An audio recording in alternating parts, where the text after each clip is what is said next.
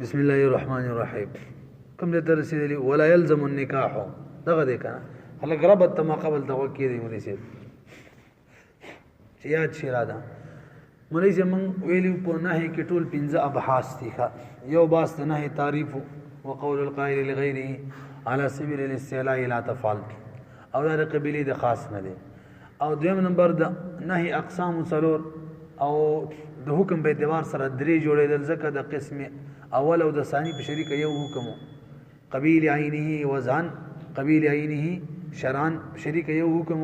چې دا به اصلا باطل وي احکام به نه مرتب کیږي یعنی تقاضا به د مشریعت د احکامونه کوي ویلمو به دریم نمبر قبیل غیره مجاورتن او څلورم نمبر قبیل غیره وصفن د مجاورتن حکم دا چې اصلا مشروع وصفن مکروه او د وصفن حکم دا چې اصلا مشروع وصفن فاسد دا څو بس شو دوا دریم بس کې موږ د افعال شرعیه او تعریف کړو دا لګوا ورې کزه کنن سبق سره تعلق دی افعال شرعیه چا ته ویل کیږي یادم شي ناغه افعال ته ویل کیږي چې نه به نو وارده یو شانو چې نه به وارده شو بدل شو لکه صلات مخکې دعا وا چې نه مو یادو یا شرع افعال شرعیه چا ته وي چې شرع به نو وارده یو شانو لکه صلات مخکې دعا وا شرع به وارده شو بدل کړه ارکان مخصوصه د کوم چې موږ وغي تر واړو صوم مخکې بندیز تول کېدل چې کله شرع براله درې شي نه بندیز او وخت به کی وی نیت به کی وی بدل کو کنه او که بدل نشي څنګه چې مخکې ورسته ما غشانی بعد ورود الشرع او قبل ورود الشرع یو شان وین هغه ته ویل کی افعال حسیه لکه زینا مخکې بعد او وسم بعد نه پیږي خبره مانی بهرحال بهم پدې کې یو اختلاف بیان کو چې کله نه به وارد شي په دې افعال معنی تعلق د قبیل غیری سره کې لعینی سره شوافی وی مطلقاً چې په افعال شرعیه وي کې حسیه وي نه به وارد شي تعلق د چا سره قبیل عینی سره حکم هم به قبیل عینی لګي احکام به نه مرتب کیږي شو احناف وی کې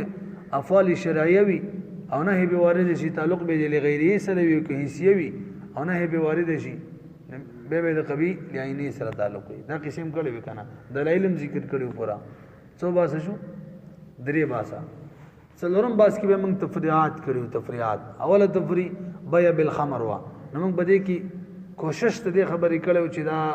دوام دا کړی و د قبیل افعال شرعیه دی وای موږ منو قبیل غیره نه دی نه منی نو موږ کوشش کړو چې ثابت کو قبیل غیره څنګه دی ورونم کړو کنه همدا شان به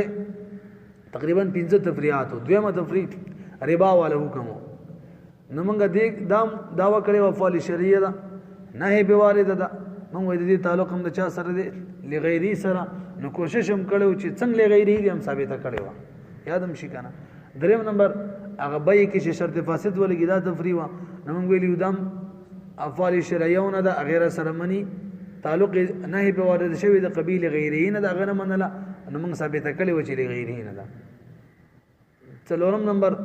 تفریع جوا صوم د یوم النهر وا دا مفعال شرعیونه وا غم منله نه به وارد شوی و موږ قبیل غیرین دا غنه منله نو موږ ثابت کړی و چې غیرین ده څلور تفریعات پنځم تفریع په اوقات مکروه کې منځ ادا کول افعال شرعیه نه د صلات نه به وارد ده موږ د غیرین ده ثابت کړی و امام شافعي صاحب نه منله نه بیږي نو دا څلورم باسو تفریعات شو پنځه وس پنځم باس توکل ته درې اعتراضات دي پنځم باس کې نو څلورم باس کې 15 تفریعات او پنځم باس کې درې اعتراضات دي او د حنا په اصول باندې تاسو لږ متوجي شئ پر وګورئ اول اعتراضات حنا په تاسو وی اول اعتراض پدې دي چې نه هی کله په افعال شرعیه باندې راشي تعلق د چا سره لغیره سره کنه احکام مشروع به مرتب کیږي ضبط دروخه ما افعال شرعیه به نه به وارد شي به هم احکام نه مرتب کیږي تعلق به لعینی سره دا اعتراض پدې دي بقیه دوه اعتراضات پدې دي بل بل اصل معنی چې نه کله د افعال حسیه نه وشي تاسو حناف وي تعلق د چا سره لعینی سره کنه زبر دروغه ما افعال حسیه وي نه به وارد شي به هم تعلق د افعال د قبیل غیری سره نه ټول څو اعتراض شو درې نه دی یو توسو کې دی کا ولې نکاح چې د افعال شرعیه ځکه مخکې زم ته ویل کېدل او چې کله چې په شریعت راغلی نو معنی ولا بدله کړه نکاح ایجاب او قبول به کې وي اهلیت به وي کې محل به وي کې دا ټول شرایط په کې راغل کنه تغییرات په کې راغل د افعال شرعیه ونه شو خو یو نکاح را باغی نه راغلی دا چې هغه بغیر د گواهانو نبی له سلام وی لا نکاح الا بشهود نکاح نه کیږي مگر په گواهانو سره توجه بغیر د گواهانو نه کوم نکاح دا منع شوی دا بلې نه راغلی دا نو تاسو نه تاسو کوم حنافو نکاح افعال شرعیه او نه د حیثیه او نه دا موږ ته جواب کوو د افعال او نه پیراله په کار د دې تعلق د چا سره وي لغیره سره وي احکام به مرتب کېدل حالان کې بغیر د گواهانو چې نکاح وشي به دې معنی هیڅ قسم حکم نه مرتب کیږي حکم مرتب کېدل خدا دی چې توجه چې د سړی ملک دراشي د خزې په بزعه خاص زیبانی د ملک راشي او د خزې ملک دراشي په مہر باندې او نکاح بلا شهود کې نه د سړی ملک د خزې په دغه شی راځي او نه د خزې ملک د سړی په مال یعنی په مہر راځي احکام به مرتب شو د قبیله غیری حکم به لګي نه به مرتب کیږي دا خو د قبیله عینی حکم ولګیدل لنډه دا به الفاظ دیگر چې دا د قبیله عینی نه وګرځیدل سره د دینه چفال شرعی دي او سوال پوه شو ذکر چې دا سوال خو ورسېږي جواب یې دا یو دو جواب دي اول جواب یې دا مولوی صاحب منګه وو دی یو ډب دی بل ځای کې یا قصه ده من خبره شروع کړي بناه کې ده تاکہ مثال پیش کو دا خو نه ده دا خو نه فی لا نکاح الا بشهود دا خو لا رجل فی الدار بشان ده دا نه ده کنه فی ده نه فی ده او نه فی کې خود نه فی خو بارک من ویلی دي چالتا احکام بنا مرتب کیږي البته انسان غیر مکلفی هغه مجبوری محض چې حکم به مرتب نشي ویلیم نه دي لا نکاح الا بشهود کی خو نبی اسلام خبر ور کوي نه د خبريات نه ده خبر ور کوي چې بغیر د گواهانو نکاح نه موجوديږي چې نه موجوديږي احکام به مرتب کیږي دا خو تقاضا دې خبره کوي چې مخبر صادق دی په خپل قول کې رښتون کې شي معنی دا حکم به مرتب نشي هغه دا خبر ور کړی چې بغیر د گواهانو نکاح نه وي چې نه وي حکم به سم مرتب کې بهرحال دا نه نه ده بلکې سره ازمن بیان بچا کې ته دې پوه شو ته به شاله کدي کو څه مشکل نو بده خو پوه شو ورېګه ګل د کدو ګل دی توجه ورپسې جواب دا وکړي دویم جوابدار چې منو منګه بس سید دانه هدایت نبی تلک مقدمه و پورا منګه وایو سیدا دانه هدایت خو موږ مجبور دي ته مجبوره ور به وره منو منګه چې افعال شرعیه دي نه به وارده شوی دا زمنګ د اصول موافق پکار د تعلق د قبیله غیری سره وي خو دلته موږ مجبوره چې دا موږ د قبیله غیری نه واړو چاته لینه تا بس په دې زمانه پوه شوې لہذا موږ د خپل مجبورتیا د وجنه لغیری نه واړو ولا لینه تا اوس څنګه مجبورتیا ده نو دا واوري دا نفس خبره خو عزت شو کنه مجبورتیا داسې ده مولوی شي نکاح چې ده کنه اصلا دا غیر سیده ولی بدی کې یو آزاد خزره پاغه باندې سړی ملک راځي او آزاد سړی باندې چې ملک نه راځي د غشان آزاد خزه ملک نشي راتللی نو اصلا پکار دا و چې په نکاح کې توجه دا سره صحیح وینه سره د دې نه بهم سره صحیح ده نه پیږي دا خبر عزت شو یو مقدمه اصلا دا و چې نکاح غیر صحیح وي ځکه په آزاد خزه ملک راځي دیم من مجبور دي ته چې نکاح ثابت وکړو ولی درې وجې دي کچری نکاح جایز نشي نو یو خو با هغه تسلسل د انسانیت خره ختم شي حالانکه انسان تسلسل ساتل پکار دي دې مجبورۍ د وجې نکاح من جایز وو سم ویل اول مقدمه دا ویلا چې اصلا نکاح پکار د چې جایز نشي ځکه دې کې په هور معنی یعنی په هور معنی ملک راځي دویم سویل من مجبور چې نکاح ثابت کو یعنی مجبورن اقتضاء ضرورتن ثابت وو څه ضرورت دی له نسل انساني د بقا د پاره دویم ک نکاح جایز نشي زناګانې به عام شي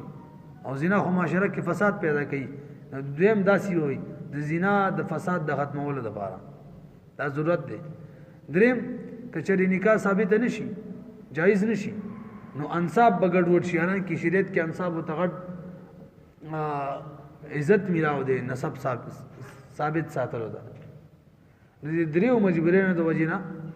من اصل نو وختلو چې نکاح دی نه جایز بلکې چا تر وختلو نکاح جایز دی یو مقدمه پوه شوی بشری کې دا یو مقدمه ده تاسو ته معلومه ده مناسب کوم شی چې ضرورتن ثابت شي هغه به قدر ضرورت ثابت وي دغه وجه ده چې نکاح کې موږ ملک به قدر ضرورت ثابتو څه مطلب به قدر ضرورت سړي ته وایو ستا کار د خزي بدیشي پوره کیږي ملک به صرف په دغه راځي بس دا بل چاله نه ور کوي دا بس صرف ستا عبد الله خو نشته ګا به کنو خبري بس کوو دا شی بس صرف داغه دی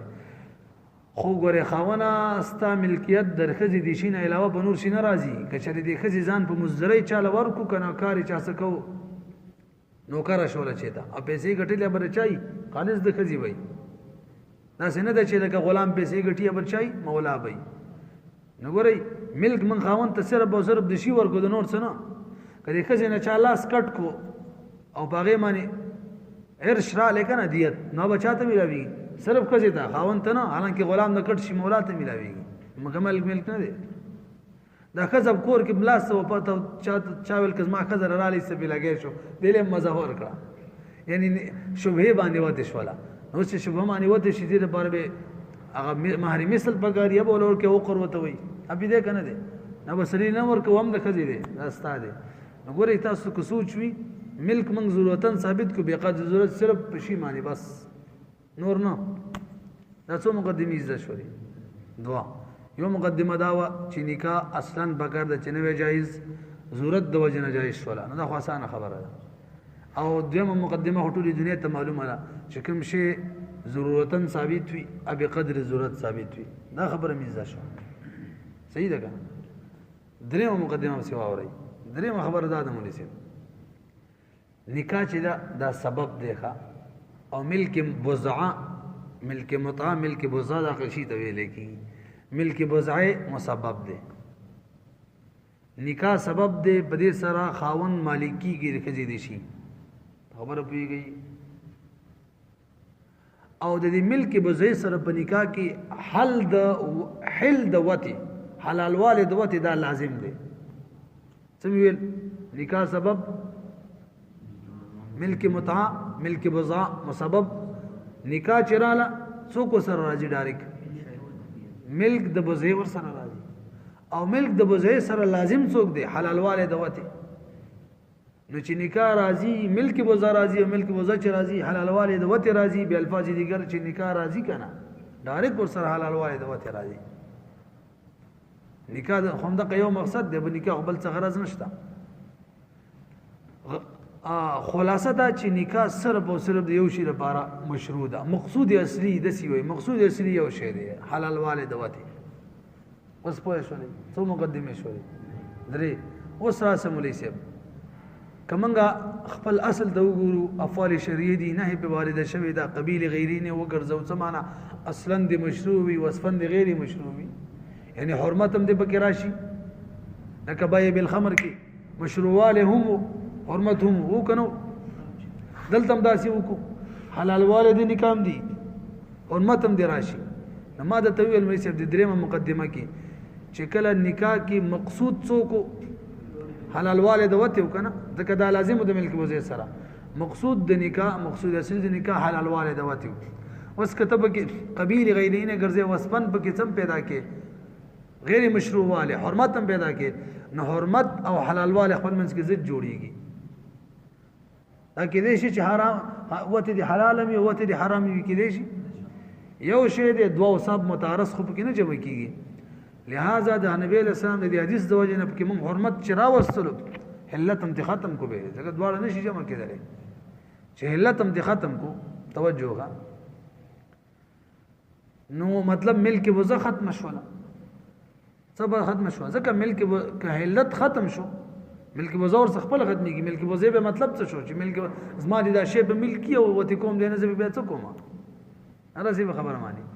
نو حلال والد وته چې ختم شو ورسره څم ختم شو ملک بزوا او نکاح د چاره لپاره مشروع شوی و د ملک مزید لپاره چې کله د چاره لپاره مشروع وا ختم شو نکاح ته وته څه کې نکاح ختمه ځکه اسباب بذاته نه مراد بلکې د مسببات لپاره مشروع وي چې مسبب ختم شو نکاح څه شو نکاح ختم شو نو احکام په چا مرتب کې مجبور دی ته چې چانه وګرځولې نه وګرځو احکام به نه مرتب کی خبره ختم شو لکه اوس هم نه استې پوهه یو بیره وی لندو معنی اول می سی ویلو نشي نکاح اصلا غیر مشروع ده دویم ضرورت او ضرورتن ثابت ده اصلا غیر مشروع ده ضرورتن ثابت ده دویم مقدمه کوم شی ضرورتن ثابت وي دا د ټکی دوباره ځکه چې تاسو تکرار کې ودا سی وی کا کوم شی چې بقدر ضرورت کوم شی چې ضرورتن ثابت وي نه بقدر ضرورت ثابت وي دا څه ده کنه او ضرورت صرف پچا کی پوره کیږي چې صرف په دغه بوزا باندې مل کراشي دریم هم دا ویلا دریم چې نکاح سبب دی ملک بوزای مسبب دی او ور سره لازم څوک دی حلال والے دوتی نو ګوي نکاح سبب د حلال والي دوتی لپاره دی سلورم وسدا وایو ملي سب دې سره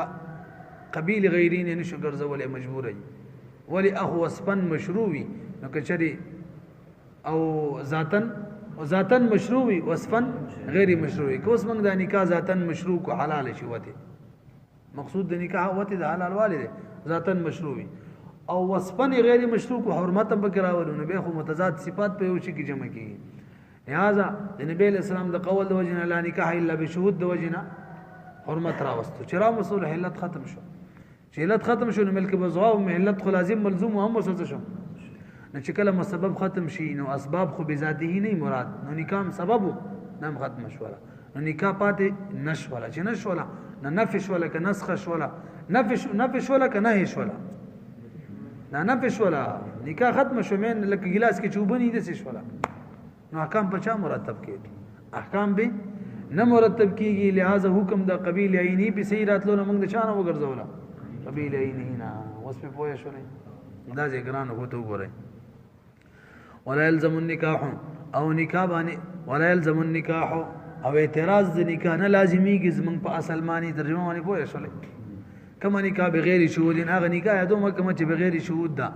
ولی زکا لانه زکا نکاح بغیر شهود چې دا منفی بقول علیه السلام اول جواب دی دا خو منفی ده د نبی علیہ السلام د قول د وجنا لا نکاح الا بشهود دا دینه منفی ده فکان نسخا نو دا خو نسخ او نفش ولا نه دویم دلیل اوري دا وسم چې ویلو ولئن النکاح نکاح شدا شرع لملك ضروري ار چار بار ورا دویم مقدمه ویل کې خیال نه دا ملک ضروری دی او دریم مقدمه ته اشاره کوي لا ينفصل عن الحل د حل جدا کیږم نه ملک بوزا به راځي هغه سره به ډایرکټ سره راځي حلال والد وتی والتحرم اخیره کې چې کوم حکم به ولګو والتحریم یزاد تحریم خو عزت دی دې کنه دی